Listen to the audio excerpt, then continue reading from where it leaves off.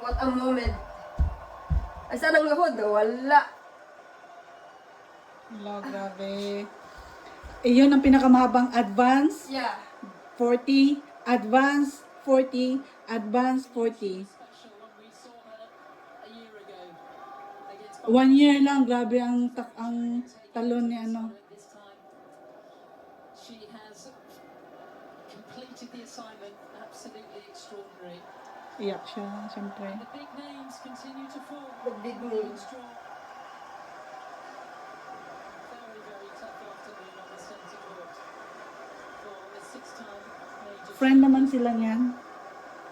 Siyempre sa court, hindi kayo friend. No mercy. No mercy sa court. And the new storylines keep coming for women's tennis. What I like about Third watching round this yan eh. fabulous player is the joy So, that she wala seems to niya have pag in her sa tennis. Like, it's See, just the most calm player She siya eh. believed in her game. She took it to Swiatek and just brilliant. Absolutely. Wow. Just love the fact she loves the competition. Well, she said, it's all I've wanted to do my entire life. Well, she's getting everything that she's ever wanted right here. Let's hear from Alexandra. She's with Rishi herself. Daming tao, guys. Alex, congratulations. Thank you. How does it feel to be standing here, having just defeated the defending champion on centre court? Defending champion. No, sorry. I Just don't know how to describe it. I mean, I'm into the second week of a slam, and it's amazing for me. Iga is a phenomenal player and a really nice person, so I'm really grateful to be able to share center court with her at Wimbledon nonetheless. Yeah, I'm really emotional, and maybe for someone like Iga, who has won so many slams, or Yeah, maybe like- someone Oo.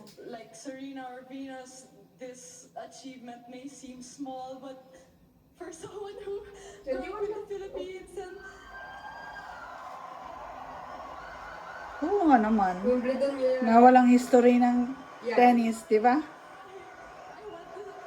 want to train with my brother and my grandfather every day after school with Totoo. my ruffled Malaki tayo utang na loob niya sa lola niya, no? Kasi lolo Saka, niya. saka yung cheeks. So brother to niya. her, this is everything.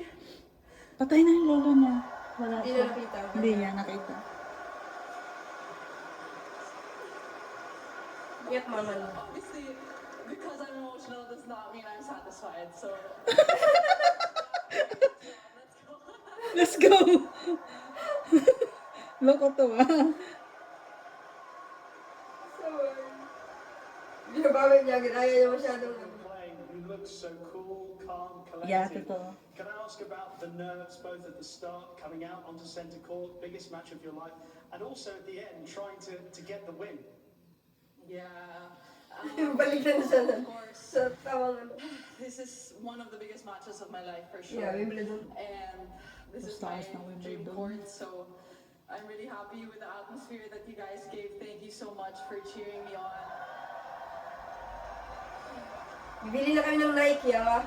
And you know, how many times have I dreamed of opportunities like this, you know, when I to win a first set 11-9, you know, so when I have my opportunities, I have to take it because Natumba na siya. Sabi ko nga kanina, natumba ka na.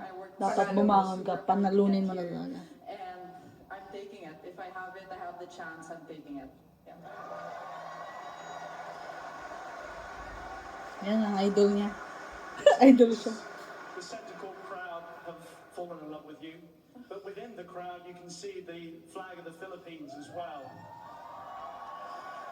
What inspiration does that give you through the match?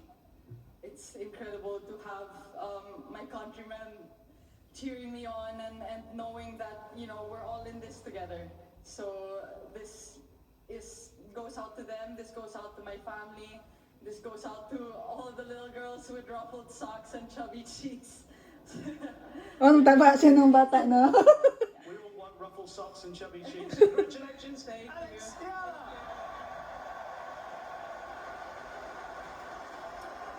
Ang batang goma, ang tali. Alex Yella, and an emotional one as well as she takes down the defending champion.